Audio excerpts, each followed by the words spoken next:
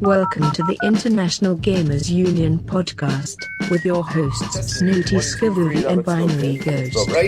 You've reached a checkpoint. Welcome to the podcast, International Gamers Union, episode 27. Here we are. I'm joined, as always, my co-host Snooty.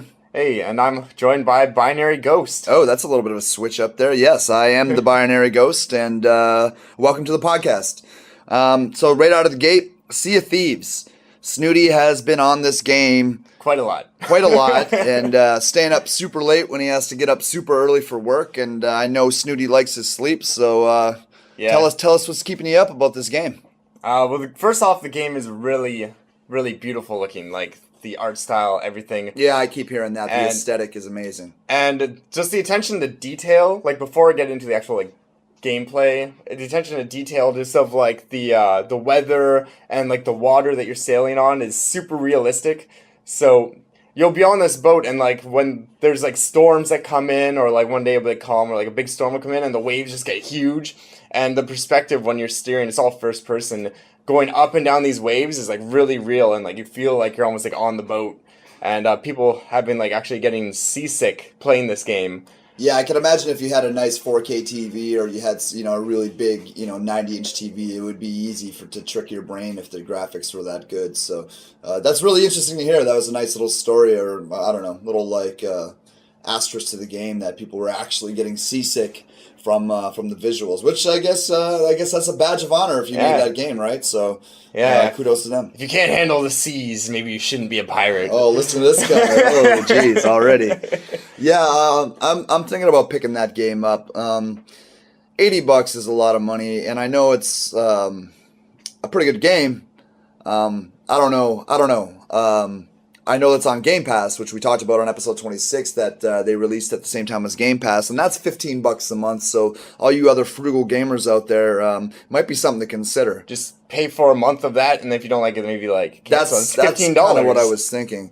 I had we talked about this, I think it was episode 24, 25, it might have been 23, but we've talked about my experience with the Xbox Game Pass and where they automatically opt you into renewing. Yeah. And even when I had thought I actually had to go physically block them on PayPal, block Microsoft totally, just because they kept trying to take the money. Even when I opted out, I guess I didn't click and save on it. But either way, I was getting nailed for $15 a month that I wasn't using.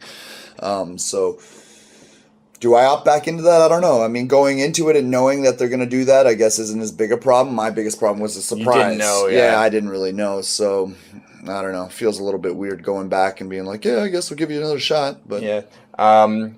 Sea of Thieves did actually, they broke 1 million players in the first 48 hours. Yeah, they just surpassed 2 million players. I saw an article.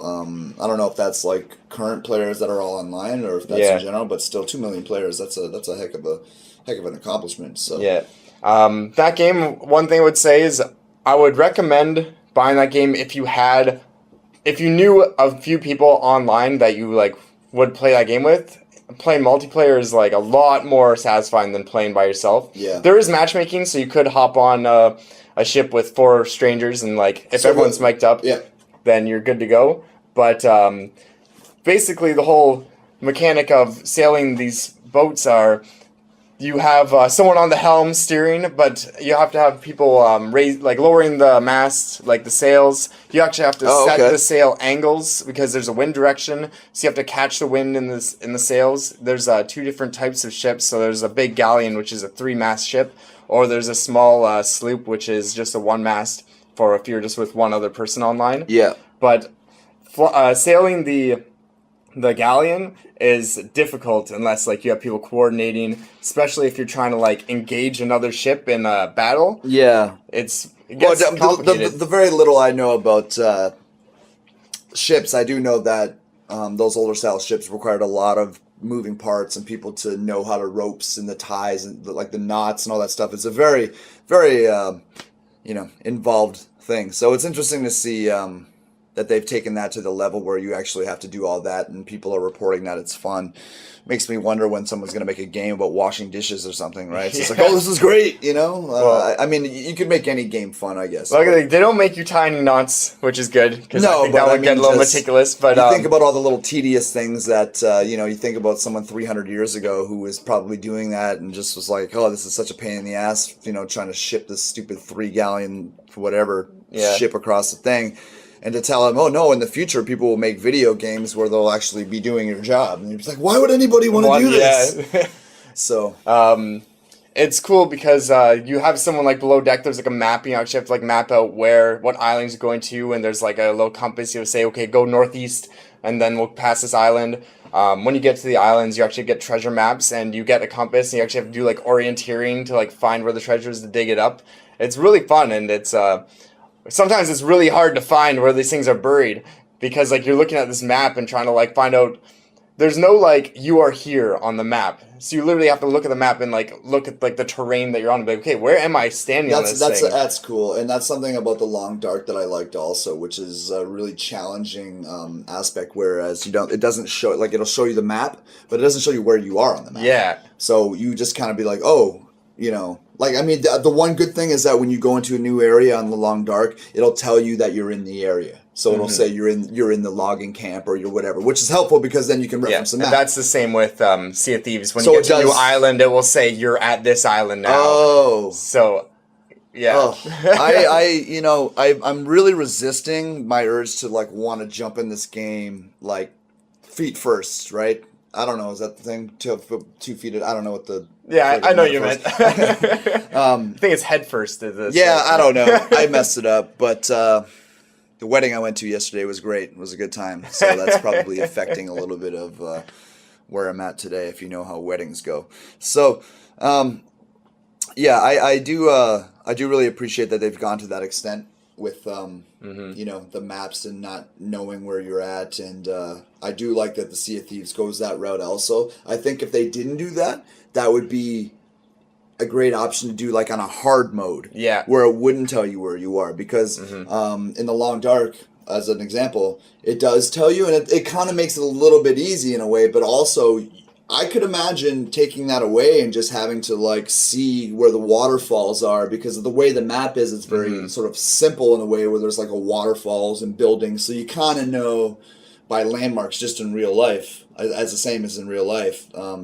So I think that would be cool if they kind of did that, but I think again it's really helpful that they do that. It probably makes it a lot funner, right? But still challenging nonetheless. Oh yeah, yeah.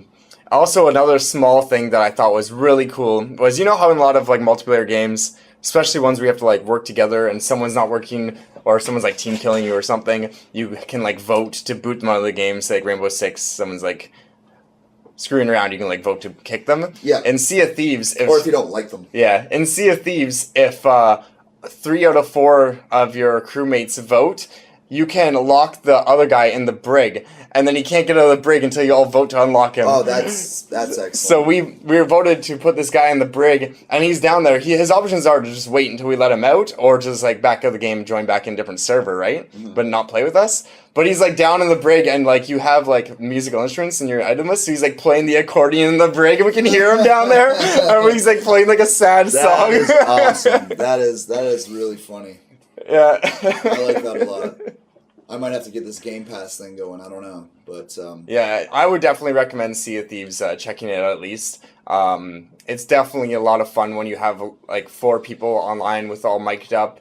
You see like a ship on the horizon coming toward you, and you kind of panic. It's like, oh, we're gonna get into like battle, load the cannons, and like that's cool. Yeah, yeah. So maybe I will give this a shout here, but yeah. What else we got here on our little list for episode 27? So before we leave that, I'm going to just add in one of our segments in there because it goes along with Sea of Thieves. Oh, here we go. So we're going to talk about developer dudes, and we're going to talk about how rare in Sea of Thieves recently, they were thinking about patching it so Hold on, we need to cue the music. Here are this week's developer dudes. Okay. Yes, that's some good music. Yeah, no, wait, I might have to, yeah, no, That's not how it works. You just gave it away that we weren't actually, because I dub in the sounds later, so that was supposed to be like the, thing. And then you kind of like sarcastically gave it away, like, that was good music we listened. That was like air quotes. Oh, sorry. You basically air quoted. Sorry. No. The orchestra did a good job. Our live orchestra, great job. Give yourself a hand. Give yourself a hand for Fresh Mints or I don't know where I'm going with this. Anyway, Rare.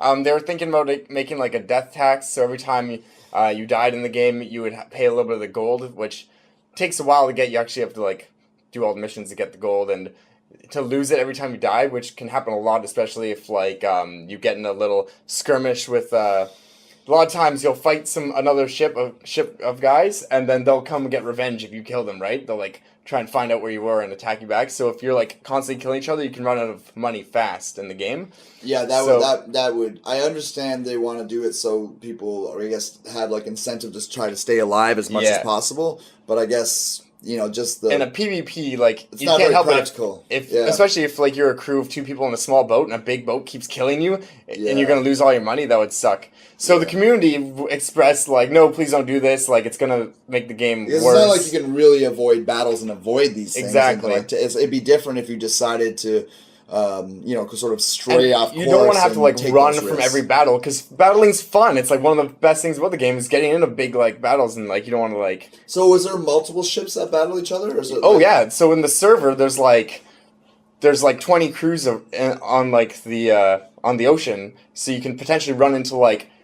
We had like battles of like 3 giant ships at once, all circling in and everything. Like, oh wow, yeah, excellent. So basically, Rare decided like, okay, like that won't make the game as fun. We just won't have that, and like you can die as many times as you want without paying a tax. But if you get killed by another crew, they can steal all your treasure chests and stuff that you had anyway. So it's already like you're already paying a tax for that anyway. So can you buy gold? No. Oh, you can't. No, you can I think the only thing you can buy microtransactions would be like costumes and stuff for your character, or like your ship to make it look cooler. Yeah, people really like that, and that's a big thing I hear about Fortnite, right? Is that people like the customization of customizing your character and like being able to do a unique dance when you kill somebody and all that sort of thing. I'm not a fan of Fortnite. I'm more on the PUBG. I just like the realism, but I think it's cool that Fortnite is doing that and people are really getting into it. So yeah, cool. So what was that? A developer? That was a developer dudes. Developer dudes. Who was the developer don'ts? Developer don'ts. No, it's developer duds. Duds. Developer duds. Cue the music. Here are this week's developer duds. Yeah. So yeah, our developer duds, Rockstar, huge gaming company. Oh yeah, Grand Theft Auto guys. Yep. So speaking of Grand Theft Auto, they're going to repackage Grand Theft Auto 5 as Grand Theft Auto. Again? Yeah, it's Grand Theft Auto 5 Premium. How many anniversary and legendary editions can you have of this game? It's been sold 5 times already. Yeah. As many. And that's what's happening now, I guess. As long as people keep buying it, I guess they're going to keep doing it. But. I mean, it's a great game, but geez, like. So basically, what's the advantage here? This one, it's just the game plus all the DLC they've had in the past all bundled together, which I think is a waste of time, just because you can already go online, buy the game, and just like click to download the DLC. I mean, I get it. I see what they're doing. If you're just going to get into the game, maybe it's easier just to have it all on a disc and install it there as opposed to downloading it from the internet. Maybe especially if you have really crappy internet, maybe you're somewhere. I don't even think it's going to be on disc. I think it's a premium online. Like, I think they just bundle all as one download. Yeah, so the disc is the same size. It just authorizes you to download all these other things here, which is way crappier. I was thinking maybe they put it all on the disc. As far as I know, probably not. Right? They're not putting out many, like. I don't think they're going to release another copy of that game on disc in stores. I would doubt it. No, I guess you're right. And now that I think about it, all the games that I put into my Xbox are a certain size, but I'm always downloading a whole bunch of extra stuff, right? And I guess that's part of their whole cloud thing that we touched on in earlier episodes, which I wish they would just totally embrace, except for like when I didn't have internet. I couldn't play a few of my games on my Xbox, and that kind of like peed me off a little bit. I could play The Long Dark. I couldn't play pool for some reason. Yeah. I couldn't play the pool game. That's so weird. Like offline. Like, what is going on? I don't understand. They have to track your leaderboard. Yeah, I guess. Anyways, yeah. So it has to be able to track it so that it knows how good you are, so you can't shark people. Be like, oh look, I only have a score of this. Practicing offline. We need to make sure you don't jump up in skill. That'd be interesting, actually, if they did that. But I don't know why they would do that or care. Especially for pool. Yeah, true. Another thing about GTA 5 that I just put down, separate from their dud of re-releasing GTA 5 was so Lindsay Lohan tried suing them because when they released GTA 5, and the lawsuit has been going on up until now. Yeah, I heard she just lost. And she just lost. She got thrown out in court by the highest court in New York. For the uninitiated, I'm not sure if it's still on the cover, but I think one of the cover photos there was a female cop arresting a female, and that female looked really close to Lindsay Lohan. And that character was named something, I don't know, I want to say Lisa Jonas or something, in the actual game, and there's like a mission based on her. And she's very like she's like any like rich like celebrity woman. It could be like Paris Hilton could have sued for the same thing almost. Yeah, that's a good point. Yeah, because that would have been interchangeable, I guess. Yeah, like when looking at it, I wouldn't have been like, that's Lindsay Lohan. Lindsay Lohan gets a lot of shit. I don't know why everybody hates her so much. Like maybe she's deserving, maybe it isn't. I haven't like looked into the reason that she gets trashed on so much, but she gets trashed on. I think just because like when she got like rich, then she started doing a lot of drugs and like was on the tabloids a lot, and that's why people are like, oh, she looks super different now. If you've seen a picture of her recently, she looks way different. I honestly can't even think of how her face looks like before. I just remember hearing the name a lot. She just, I don't know. Yeah, but, well, like I picture like Mean Girls is like the one thing that she was like. I don't know. The Tina Fey wrote that movie.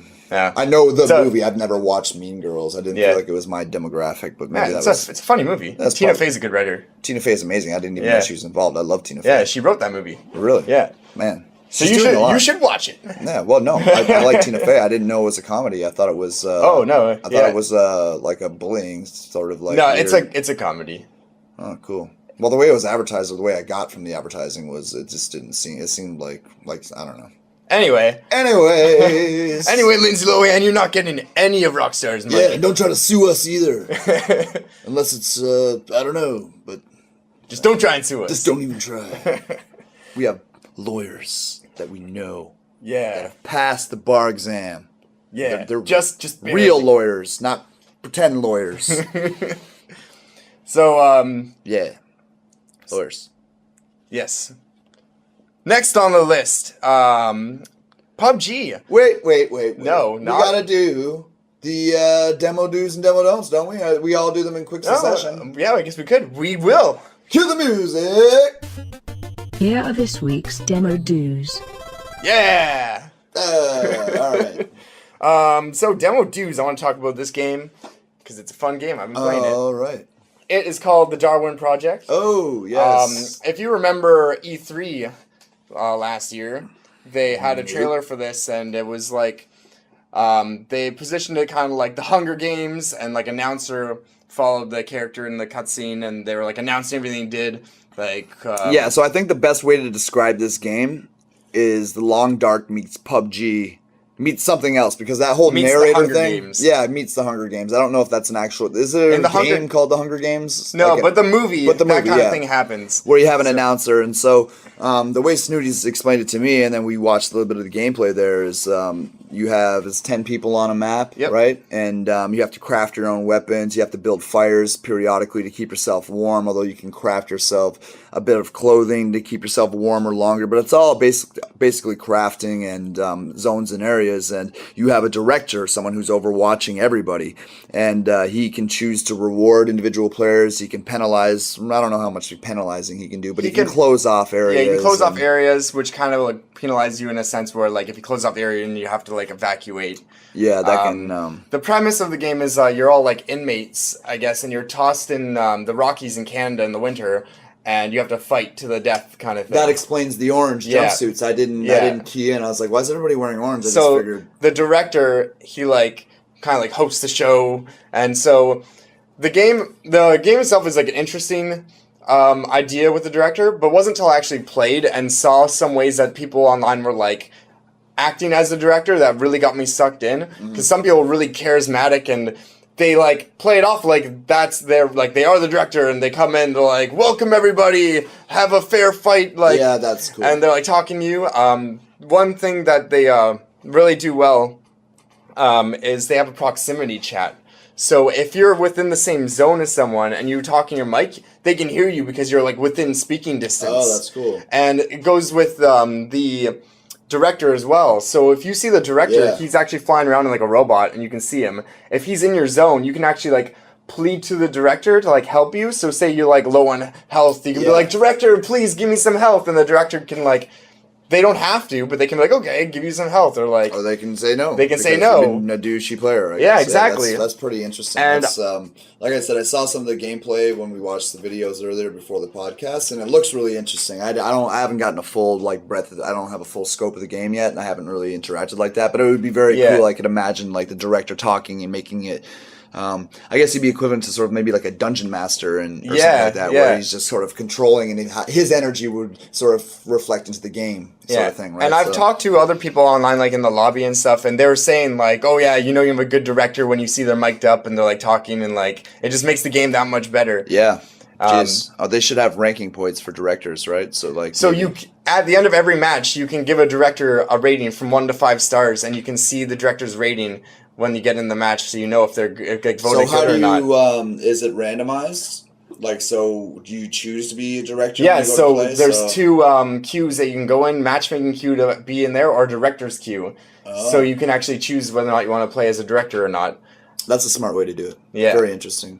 Going back to the proximity chat, it reminded me of Rainbow Six Vegas 2, I believe, where they did this thing where, it might have been Rainbow Six Vegas 1, but they did this thing where when you were close to the enemy team, you could hear them. And the whole thing was sold is like, oh, you don't want to talk too much or just keep communication down. But the thing about it is that you never really knew who was, like, you could hear, but I don't know from the sound of their voice. They're not speaking another language, right? So they're speaking Russian. Yeah, I mean, that would have been cooler if everything was like that, maybe. But it was sort of like all of a sudden you're talking and then someone's like just screaming and you don't know. I guess I guess this is you shooting at me. I can't tell. Like, I'm not really monitoring the names always that are the people that are flashing up there, and they didn't really do much that I recall distincting when you were seeing like an enemy's voice or not. Yeah, maybe if everyone on your team was like one of your friends, you knew their voice, be like, oh, that's Ghost talking, okay, or like that's someone else. I think that would be the only way that would actually work in that situation, right? Because like I said, they didn't do anything to indicate on the screen that there was a different. I remember expecting because you can see the players chatting on the screen, right? Mm-hmm. Who's chatting like on the thing? It flashes up whatever their gamer tag is with the little microphone thing. So I was actually expecting the enemies to come up in a different color or to be on another side of the screen or for like some indication that I was hearing them. But there was nothing. Yeah. And nothing that I recall anyways. I remember being just like, oh, this is stupid because I don't know who the fuck or who is, who the other team is by their voice. We're playing in a random match here, so it just kind of reminded me of that. But I know it's different in this proximity thing, but it just kind of reminded me of where they did that sort of where you can hear the other team, which sounds cool in principle, but if you all speak the same language and there's no way to identify, like it's kind of hard, I think. Yeah, I was playing one match, Darwin Project, and I heard the director. He says to me or whoever and everyone who's in my zone, he's like, you guys are standing right beside each other, and I was just like, what? And I look beside me and there's another character there and he looks at me and I'm like, whoa! That's awesome. Yeah. Didn't you say he made you guys fight for something? Yeah. So he was like, whoever wins this battle will get a speed boost, and we're like, more incentive. Like, we already are going to try and kill each other, but it's just like an extra bonus. It's cool to have a little bonus there. Yeah, on that. That's really interesting. So I would definitely recommend checking it out. Check it out on Twitch. You said it was only $20, right? $18.99 here. But it's a demo, right? Like you can play for free. It's game preview, so it's the full game. No, but is it a demo though? Can you play a free trial, or you just have to buy it? Because it's not really a demo then if it's not. A game preview, you got to pay for it, so it's not really a demo that our audience could potentially go play it right for free. They can't try it for free. No. Okay, so Sorry about we that. messed up demo dues. Well, right it's away. a demo in the sense where it's not the full game. It's more like It's a still game preview in due. development. It's game preview due is what it was. Yes, a game preview due, my bad. Yeah, all good. So we have a demo don't. Here are this week's demo don'ts. We do have a demo don't. Oh, this one's a little funny here. This was my idea here because we didn't really download a whole bunch of demos here to try. We were going to go that route, and then I noticed that FIFA 15 is still up to download in their free in their demo section. So if you go to the demo section in Xbox One, and you put in demos, and you sort all, FIFA 15 is still there. That game is 4 years old now. And it wasn't like FIFA 15 was there, but also 16, 17, 18. It was just that one, right? It was just that so one. So why you think it would be like the most recent one?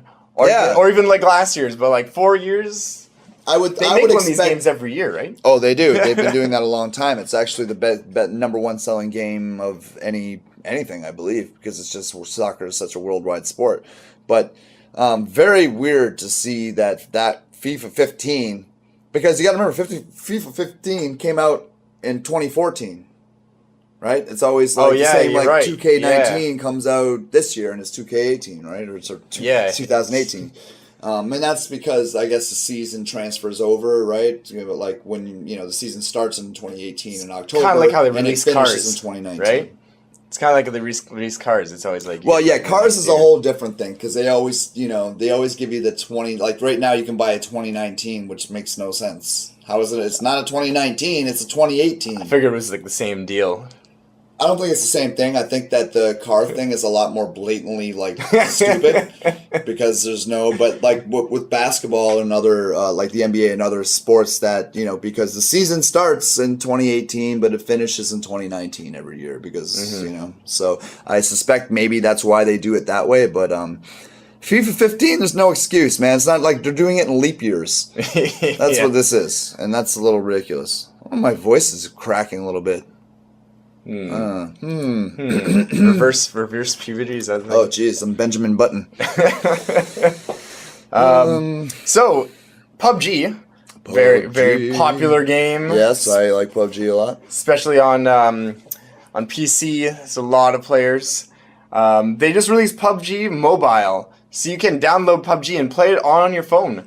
Yep. Which is pretty crazy, considering like the graphics. I should have downloaded it to try here on the podcast. I just thought of it. It actually looks pretty good. I've seen some footage of people playing on their phones there, and it looks pretty decent. I mean, the quality of PUBG on Xbox One right now is not great because it's still a preview. It's a little bit blocky, but I mean, the mobile looks sort of comparable to that, and I guess it's I want to know how the actual like button system works on your phone, like. Because our phones don't have buttons on them now; they're all like just. Yeah, I don't know. I don't know what the mechanism was. I should have paid attention to that. Like, how do you shoot? I don't understand. So I'm gonna have to. It's probably a button on the screen, just like anything else, right? You're probably just going, and there's probably just a fire button right there. And I mean, anybody who has this game is probably listening to us going, you guys are morons. No, but I don't know. That's how I imagine they do it. Yeah, I'm gonna have to download this and give us an update on the next podcast on how it goes. I have a small phone though, so that's what she said. I have a small iPhone, so I don't know how easy it'll be playing on that, but. I'm going to try Put it closer to your face. Yeah, right? Yeah, man. It's like VR. Whoa. Whoa. Oh, you could. Because they have those VR holders for your phones. Just slide it in. There you go. VR PUBG. But you couldn't, hit the screen to fire. That's the thing.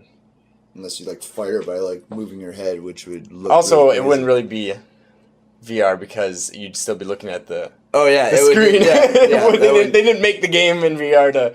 If you're in first person, though, it might be kind of... It'd be close. Sort of. Yeah, it'd still probably just look like that... it looked like you're holding the screen. It looked like that Oculus Rift game that we tried at Fan Expo that year. Remember, it was the racing game, and it was basically just a flat...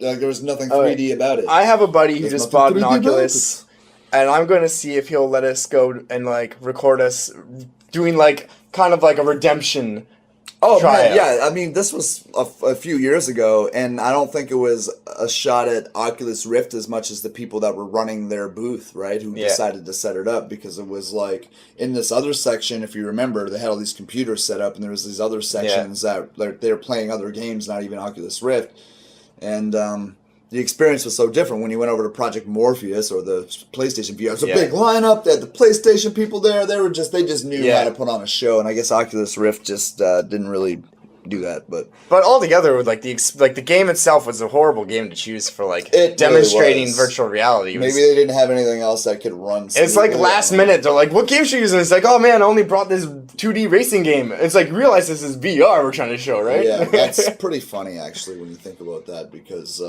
it's ironic. It's definitely ironic. So I think we should definitely get our hands on an Oculus and do a I would love to see what they've done so far. Something else that came to mind right there from Oculus Rift's from my perspective, Oculus Rift is they're more of a hardware, right? And I don't know if the software has caught up yet, because I don't know who they've partnered with or who's making their software. So it could be just a byproduct of shitty software not representing one. Facebook bought Oculus. There was talk about that. There was. I didn't hear anything after that. I'm gonna have to look into that. As well. Because I don't know. I mean, wait. There's the HTC Vive. The Google has something. Wait, what's Google? Is Google HTC Vive? I don't know. No. HTC is Steam. It's Steam. So it's like Valve. But Google has VR. I don't know if they're involved with Oculus Rift or not, but I'm pretty sure Google's involved, or they're partnered with somebody. We looked this up, I think last podcast, maybe before, where we saw Google had their hands in a bunch of the other companies.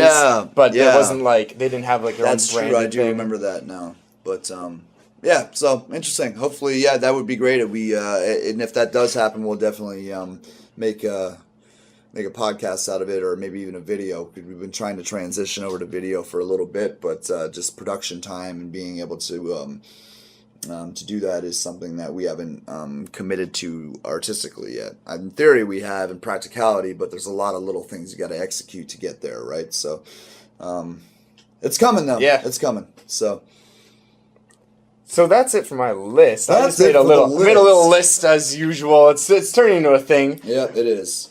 Something else on the horizon. We are going to be not moving on as much, but we're starting another podcast. It's going to be called the Snooty Ghost. We're working on it right now. We're going to sort of change a little bit of this podcast into more of an announcement.